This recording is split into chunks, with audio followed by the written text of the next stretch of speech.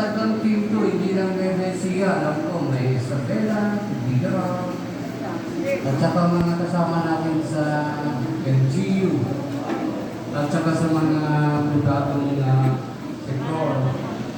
Ako po'y magsasalita kasi meron akong 3 meetings itong araw na ito. Hinihintay ako ni Governor ngayon. So after my speech, sabihin ko yung project description para aware po tayo sa free internet at saka free wifi. So, ang RA Construction Service po ay affiliated po kami sa Securities and Exchange Commission, sa ACTA, at sa NTC, meron po kami operational permit, at ang panguli, ang DCIT, nakaprocess po yung papel namin kasi nag-expire nung panahon ng Dino Tower. So, ang RA Construction po ay meron na po tayong 986 today na locators nationwide from Region 1 to Region 17.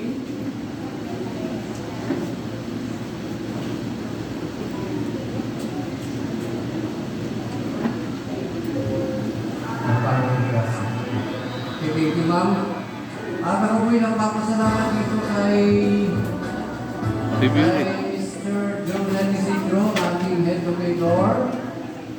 Ang Medesia, Balatuan City, si Sir Danila, National, Carabera, National, from Region 1, 2, and 3. With my permission to call Ma'am Lorna, Region 2, Tarlac Region 1. By regions po kasi ako natin, hindi ko pangkalahatan. Hanggang Region 17, galing na po ako ng Region 8. Nakarating na kami ng Region 8, babalik ako next week sa Davao para naman ko po ma-overview ko lahat yung mga natapos na site ng ating internet project. So, ang ating project po actually is digital inclusion, internet connection, at saka yung free internet access. Ang quota po kasi ng company ko is 30,000 sites. So far, ang naka-record pa lang sa office, sa national office sa Isabela, na meron pa lang kaming 16,000 sites na locate. So marami pa tayong mahabulin hanggang 30,000 sites, stop na tayo doon. 30,000. Kasi ang Visayas, 40,000, and ang Mindanao is 30,000 sites. Pagkatapos ko dito, lipat na ako ng Visayas. Galing na ako ng Mindoro, Oriental, Occidental, down to Capiz. Then, aakyat na ako ng Region 6 hanggang Region 8. Kaya nationwide yung mga locators natin. May mga locators na RA Santos sa mga regions na nabanggit. Ang quota slots natin is 30,000 sites in every barangay. Kaya ang Cabanatuan City, meron akong 4 na civil engineers at saka 4 na genetic engineers na sinasite namin ngayon. Kasi kahapon umikot na kami, i-expect na namin talaga yung mga sites na pwede nang umbisaan kasi nakapag-umpisa na kami ng Region 1. Tapos na kami ng Ilocos Norte, Ilocos Sur, La Union, sa yung district ng Candal, Ilocos Sur, hindi pa po. Kaya mayroon pa kayong time mag-locate. Abra, meron na kami, 1,000 sites. Then, next, babalik kami ng Baguio kasi Mountain Province is Cordillera po yan. So, na kayo kakabsar, nagatino ka nito ay aking mabayin ngayon 3 kita Rodoteo. Connecticut Government Project, BBM. Free Internet, free Wi-Fi. So,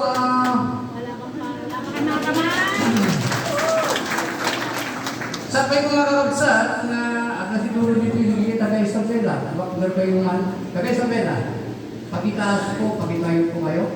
O yan, Team Isabela. Team Tugigaraw, taga yan. Ito, dito sila Gordo, sila Medyo, no? Kasi nahiya ko nun, inatay ako ni Governor noon pa. Eh sabi ko, pagdating ko, pupunta po ako dyan. Team Nueva Vizcaya.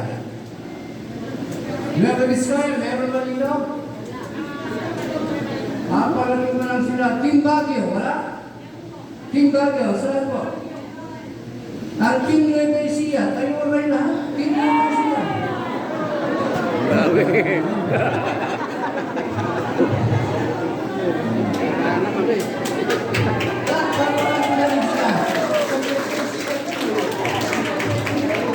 Sabi ko kay, nag-usap kami minsan ni Governor Osante, sabi niya, maglagay tayo dito sa Nueva talagang sa offices natin kasi baka ang Nueva. So sabi ko, sige po, basta ang request ko, yung mga head locators, coordinate ako sa kanila, tsaka yung mga locators natin. Okay, pupunta na tayo sa company policy. Ang policy ko po sa company, no money involved. Yan. Yan. No money involved. Nakaintindihan ko tayo? Okay. Kasi ayaw ko po ng kumpanya ko po magkaroon ng bahay na dumis sa graft and corruption kasi korporasyon kami magkakapatid. So, no money involved po kami as company. Kung makakatulong ang company ko, kahit may kaunting pondo, tutulong po kami sa mga locators natin, mga lot owners natin. Kasi ayaw ko po yung napapalitaan din ng ibang group na ay, naku, malaking kampanya yan. Sabi nila, tama po, malaki kaming kampanya, pero hindi ko kami nagsasamantala. Hindi ko kami scammers. Masabihin ko lang sa inyo ng totoo yan. Kasi matagal na po ako sa construction company. Galing na ako ng DPWH. Galing na ako ng ibang kumpanya. Galing ako ng China Harbor. Malalaking kumpanya yan. Galing ako ng Boytis, group of companies. At saka galing din ako ng Tradco International. London-based, United States, at saka Canada. So, yung scamming, wala sa vocabulary ko yan kasi ang isip ko, makatulong sa mga tao. Hindi yung magsasamantala ka, hindi mo tama yun. Kasalanan sa Diyos at kasalanan din sa tao yan. Kaya nung ma-involve po yung company ko, malaki kong company kami, ang initial po namin. Sabihin ko na sa inyo ng totoo, para alam nyo yung idea ng company ko. May kaunti kami pondo, pero maliit lang po, nasa 100 million. Kasi corporation po kami apat na magkakapatid. So, please, wag kayong mag-scam. Kung nag-locate kayo, present nyo na yung dapat, yung requirements natin, yung DOC natin. Ipirmahan po sila. Alam mo, kasi nakakaya naman kay President Marcos, kay BBM, palagi ako doon. Tapos palagi kami nag-uusap, pati mga kapatid, pati yung nanay nila, sa project na ito. So therefore, mga kapatid, mga magulang, mga minamahal, sabihin ko na lang sa inyo, no money involved kami sa project na ito. Please para nakakaintindihan tayo. Okay. Isa pa po, ang company namin po ay construction. Pagkatapos siguro ng site acquisitions natin, magkakaroon na tayo ng implementations. Yun. Kaya ang mga subcontractors dito, Yun. thus far, meron ng 57 subcons na pumunta sa akin. Nagpadala na ng mga company profiles ko nila. Kaya magtulungan tayo kung may mga subcon, pwede kayong bigay ng company profile. Ito, big time na company to ha. Big time dito sa Pilipinas. Ayan o. 400 builders. Napakalimot ko kaya kung bakit sa akin pa nagpasa ng company profile. Ito yung latest. Kaya mga subcons, kung meron kayo dito, magpasa kayo kasi dumagang na tayo magkakaroon kayo ng trabaho sa company nyo. Pinapangako ko kaya. So mga contractors, mga subcon natin. So mga kapatid, magulang at mga minamahal, magtulungan po tayo sa proyekto nito, sa project nito. Kung meron kayong makatulungan, nandito naman si Sir Jonah. Akala ko nagbibiro si Sir Jonah. Sabi niya, engineer, kaunti lang kami, sabi niya. Nung pumunta ako, medyo nabigla ako kasi yung latest na meeting ko sa Mindoro, umabot kami ng more or less nasa 400 people sa Mindoro po. Lahat ng sasakyan namin, kasi ilang sasakyan kami, siguro mga 8 sasakyan o 10 sasakyan, ipinapan ko, pinaship ko doon sa Roro, pakapunta na kami ng Mindoro. So dito sa Nueva Ecija siguro, punta niyo yung mga lugar talaga na patay ang signal para malagyan natin someday na self-side tower. So ngayong umaga, hingin ko si Brother Jolet, engineer, ikaw na. Kasama akong engineer ko eh. Batch 1979 ako eh. Ikaw, batch ka. 79. Batch kami. Araw University ka, di ba? Toronto. Ako, Baguio Colleges Foundation ako. Kaya, hiligin ko magsali na si engineer kasi itong mga bihasa ko, nagpipira ng kasama ko sa industriya, sa construction, halos naiyak-iyak ako kung nakikita ko yung mga kabats ko na nasa engineering building pa rin sila. Alam niyo yung blessing ka, di ba? Okay, magandang umaga po sa nila. Really, it's fortune po na nagkabit kami ni Leader Santos.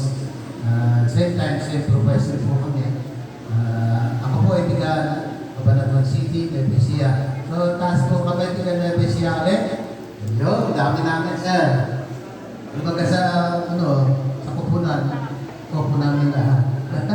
Pero welcome po lahat ng ating mga kasama rito. And besides po, isa rin po ako sa napili rin po ng exercise. At sana po lahat po tayo rito, tulad na nabanggit ni Engineer Santos, ay maging isang katubara po, maging successful. Through our efforts and prayer po siguro masunod to. Marami po umaasa, engineer sa atin. At isa na rin po ako ron, lahat po kami rito. The hope, lagi po nandun. But then, meron po tayo mga request. Sana po maging nandun rito. Engineer, tulad po ng nabanggit. Sana po magkaroon tayo rito ng isang sample ng cell sites. At least sa isang region o isang bayan, meron tayo isang cell sites to manifest. Meron daw. Sample ng cell site. Project is Dito. manifestation or para po tayo sa St. Thomas to see his Yan. yun po. So, we've been through enough po sa mga projects. But then, usual po, at narinig nyo po ang sensory isang barangay.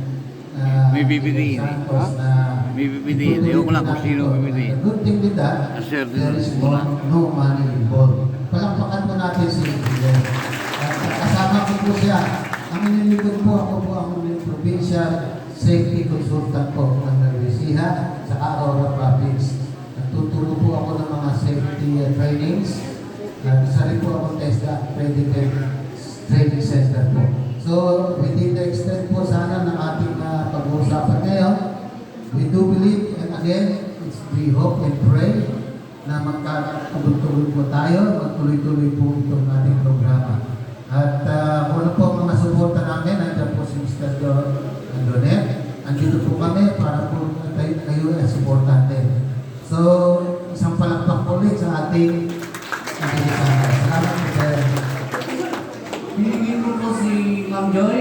magbigay doon po sa breakdown, kasi doon nakaka-problema sa breakdown, sinasabi nila 3 million daw.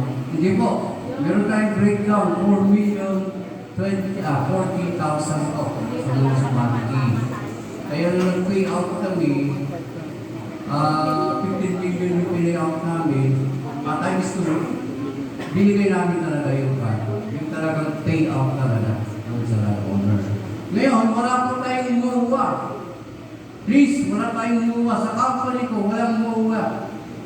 Wala po. Pag binigay po yung payout ng municipality, hanggang doon po, 4,040,000 na po. Walang 3 million. Yun. Ngayon, halimbawa ang gagawa yung head locators na hindi karapat dapat, labas na po yung company natin doon. Ano po? Kaya kung may mga scams na gano'n, sabihin niyo sa akin, itawag niyo sa office, itawag niyo kami, itawag niyo mismo doon sa Malacanang. Kasi magbababa po ako ng Malacanang hotline. Opo? Para please, lahat po tayo mabinipisyuan ng project nito. Ma'am, can you please say? Good morning po ulit. Bali doon po sa payout po ng landowners, bali po ang barangay po natin is matatanggap po nila is 4,040,000 po lamsa. Lamsa po, ang contract po nun is 30 years. And then po, syempre po, kung minsan meron po kasi kami naririnig na pinapapirma po ang landowner Yan. na 3 million po ang makukuha. Yun. Hindi po yun totoo. Kasi po, yung 1 million is pupunta daw po sa ahente at pupunta sa office nila. Actually, ang katotohanan po nun is 5 million pero less 1 million po. Yun po ang protocol ng Turtel po from RA Santos po. So, kung meron pong magpapapirma ng MOA, hindi po nyo tatanggapin. Yun po. Kasi po, yun po ang nakakontrakta. So, doon naman po sa city po, let's say po, Cabanatuan City, ang matatanggap naman po ng landowner is 6.5. And 1.5 po sa mga ahente na nagtulong-tulong po. Doon po sa, meron po tayo tinatawag ni DOC, alam na po yung mga ahente yun. Pinakita din po sa mga landowners yun. So, bukod po doon, baka po mamaya, merong magsasabi, meron po kami registration. Meron po kami naririnig. 1,500 may caution pay, 505 BIMAP. Hindi po totoo yun. Ang totoo po is 500 po sa vicinity map. Pwede din po, kasi po nag-advise naman po ang engineer natin, 600 po for vicinity map. So, yun po ba ay natanggap-tanggap? Yeah. Thank you po. Kasi po, para po maliwanag sa ating lahat. So, yung mga landowners po na nandito, yun po yung totoo ng kalakaran. And then, dun po sa tower, yung po rooftop, sa rooftop po, Ang rooftop po is 10,008,000 po, less 2 million. Pag rooftop doon sa taas ng building, 10,008,000. Opo, NCR po yun, NCR. Basta inner cities, yung malalaking syudad. Ano po? Halimbawa dito sa Cabanatuan City, applicable po ito kasi talagang na mega city po kasi ang Cabanatuan. So therefore, kung may mga rooftop dyan, kung ninyo, ang pa natin, ang breakdown natin dyan ay 10,008,000. Okay, nakakaintindihan po tayo? Then, M. Rooftop, ang sukat po nun ay hindi 15 by 15, kundi 60 by 40 lang. Maliit lang po siya. 60 by 40. 40. 65 by 40. 60 by 40, sabi. Hindi 50 by 240 square pwede po meter. kayong magtanong habang nandito po si boss, si RA. Sige po. by 40. Ilang taon po yung senior yung one ng building para ma-qualify for EROFTA? Kasi po, meron po ako harap mismo ng SMCP po Igaraw. Yung ano, yung tagal ng building, kailangan tignan niyo po na hindi po siya rusted, kundi 10 to 15 years yung building. Para at least, kasi nag-install kami sa Makati, doon sa Makati, doon kay Binay, nag-install kami doon, medyo matindi yung building doon kasi 6th floor yun. Siyempre, titignan mo muna 60 by 40, rooftop. Yung delete ko yun. Ito ba? Oh, yan. Pwede siyang lagyan ng rooftop. 40. So therefore, kailangan mo yung mga second floor, third floor lang na medyo bago tayo kung ninyo. O yung medyo medyo matagal-tagal na ng panahon pa ni Mahong. Panahon pa ng mga sinauna. Wag yung mga yun. Yung mga bago po, mas maganda. Ito ba yung breakdown natin? Yung municipalities, cities, at saka yung NCR. Nandito po yun. Tapos, ang cities is 6,060,000. And NCR, 8,080,000. Ito po. 30 years, contract renewable, option na po yun. Kung pwede yung 15 years, okay na. Breakdown, yan po yung breakdown. Wala akong 3 million. Wala akong 3 million. Para magandang usapan. Ano po? If ever may 3 million na breakdown na ganito, wala akong peke po yun. Peke. Ang breakdown natin is 4 million and 40,000. 30 years contract. Idadagdag ko lang po, dun po sa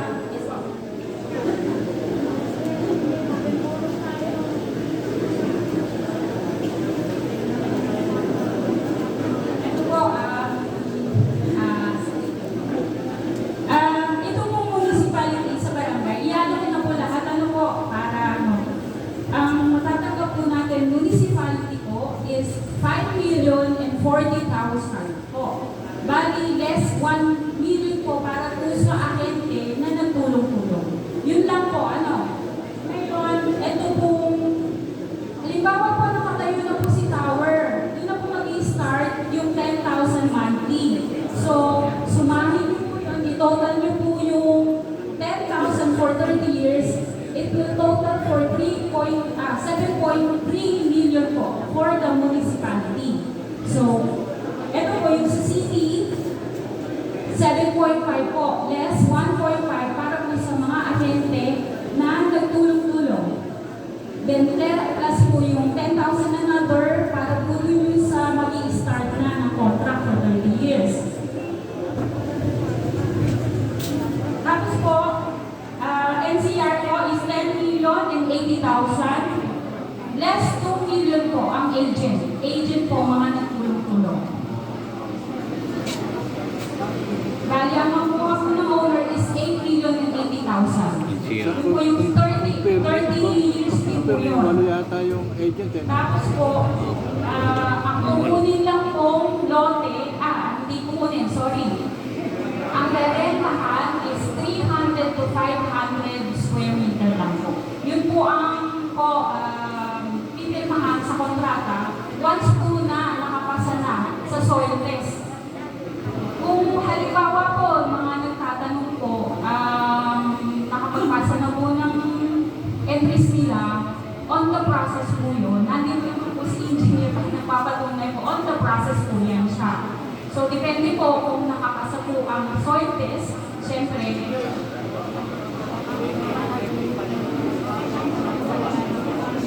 yan po. According to National Head Operator po is R.A. Santos Puto. Hindi po ito CC. Sino po nakakaalam dito ng CC Concha? Under investigation. Kasi po si CC Concha po. Mga vlog. Wala. Wala po, hindi po yun. Ano? Yes po. Ano po yun? Mabir po ba ang Sisi Santos katulad po sa Pangasinan? Sisi Santos po.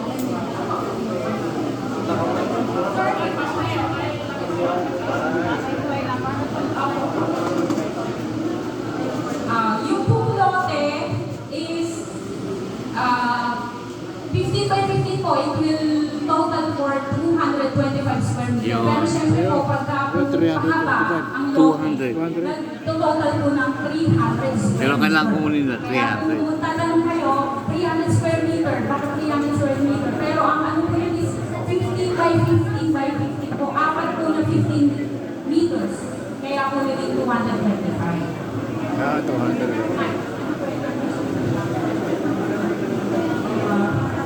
Tanong ko lang po ma'am, kasi sa Randa po, sa Pangasinan, ang ginagawa nito nila doon sa table of permission, CC Santos, kung sabi ko na Rafael Santos, pero Bali, yung po sa Tarlac, kung meron pong CC, ayan, bali hindi na po natin yung ginagamit. Yung pong CC dati, pero nagbago na po ang company, naging RA Santos na po. RA Santos is Rafael A. Santos na po. Siya po. Yung CC po, old documentation po yun. So, hindi na po yun ang pinaka-valid natin. Ito po, kung sakali po, lumapit po kayo dun sa RA Santos may documentation. May question pa po ba kayo? Yes, question na. Natin ako ang mga agents kasi sa tayo dito private package ang business owner hindi na kayo yung agent ko sa May question po si Tatay. Question po ni Tatay, 5 million po and 40,000 yung po mapupunta sa landowner, less 1 million po para po sa agent. So, ang tanong niya, magbibigay pa ba kami sa ahente? Ano po? Ano po yung sasabihin niya? Hindi na. Hindi na po kayo magbibigay kasi may 1 million na ibibigay sa mga nagtulong-tulong. Kayo po ang mag-decide kung magbibigay pa kayo. Hindi po namin kayo pipilitin. Ayos po ba yun? Thank you po.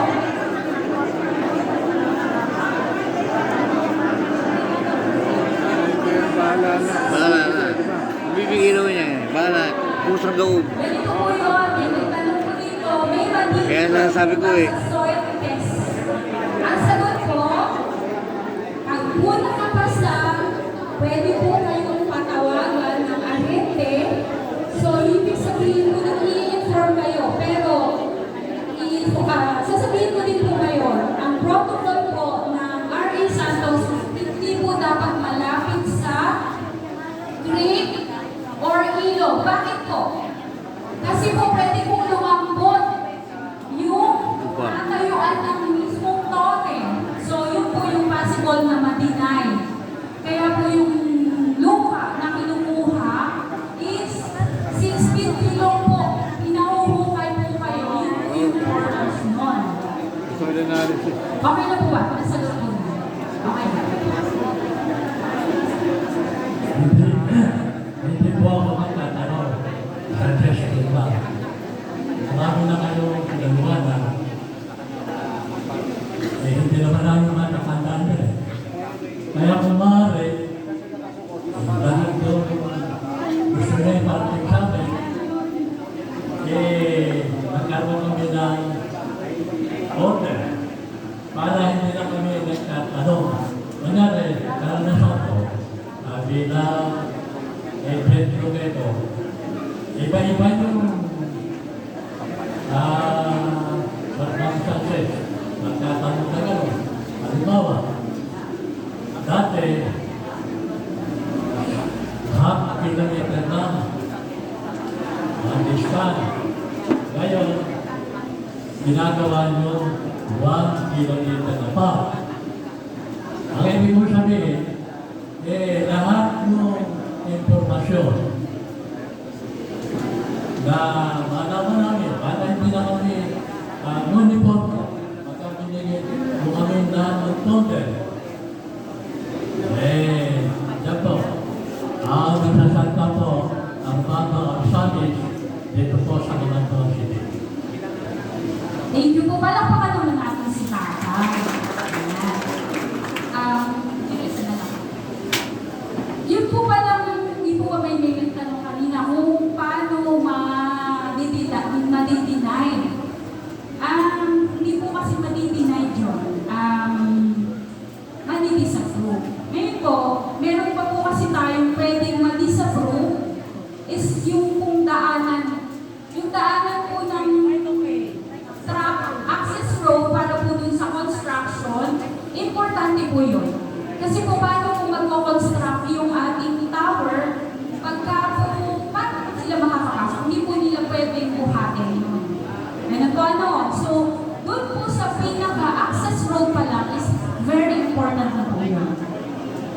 Yan na po. May sasabihin po ang engineer. Meron po bang question?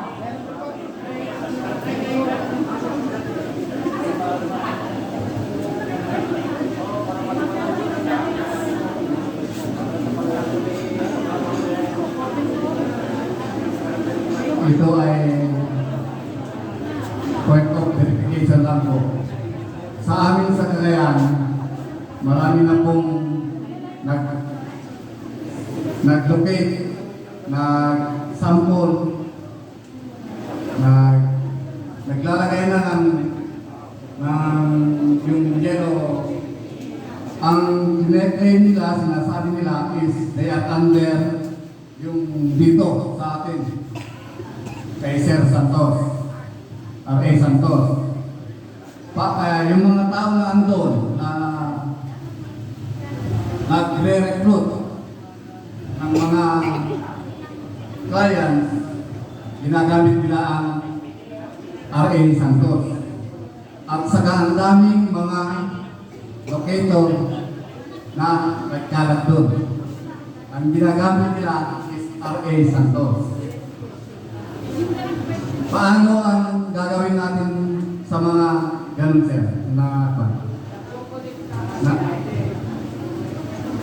Kagaya nito, si Ma'am Lenny. Lenny daw ang pangalan. Grupo niya. Sino po nakakakilala kay Ma'am Lenny? Lenny Antonin. Sino po nakakakilala sa kanya? Okay po. Sino po?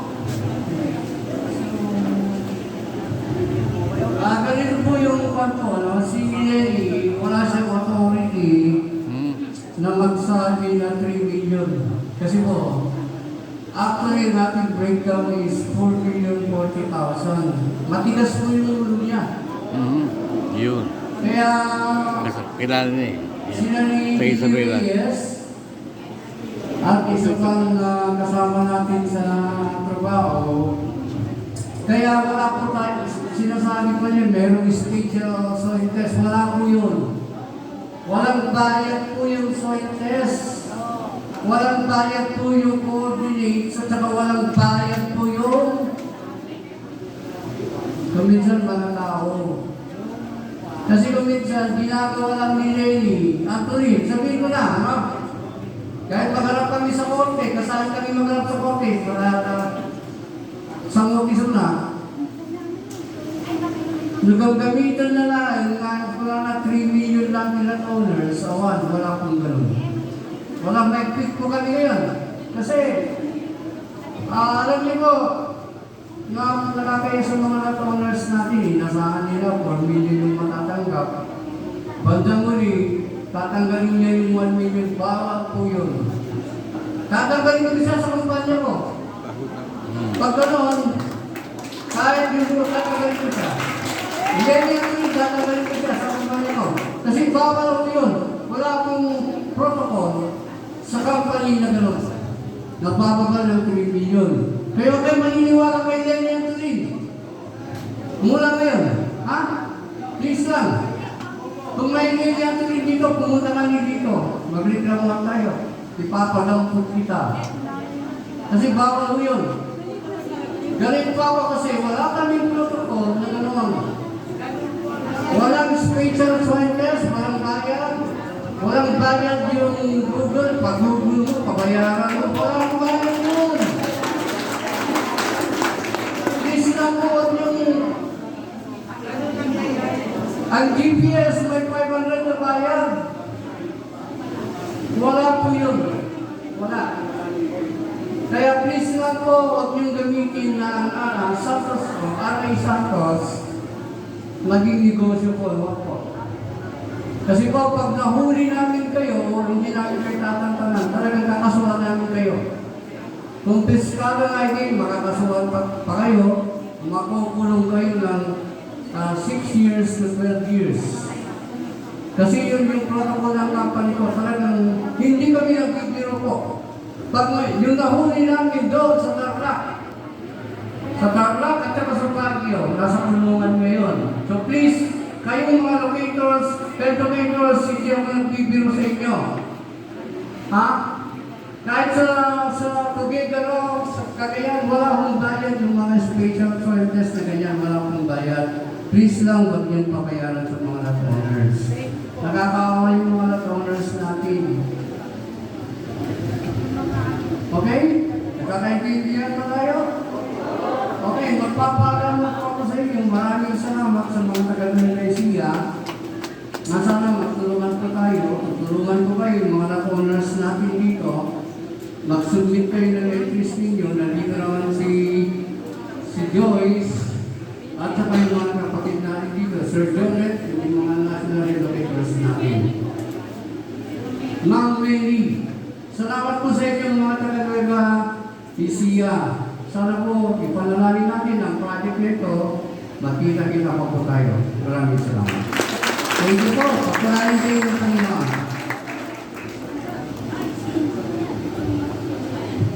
Sir, ay tanong lang ako kung bilang para galing kay Lisa.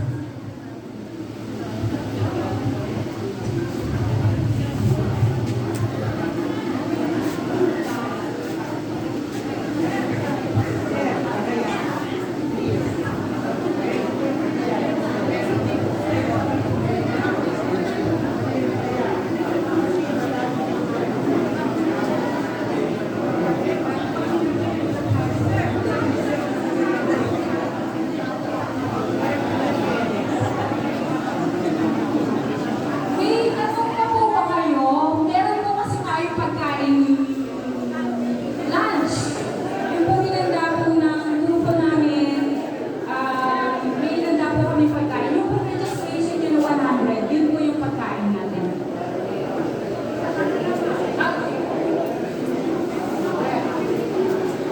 Ilocano ako taga-Abra. I came from Abra yesterday and yesterday to Canada. Ang problem ko sa Abra, as locator, yung mga pinupuntahan namin, may sinabi sila, they have 20 voltage.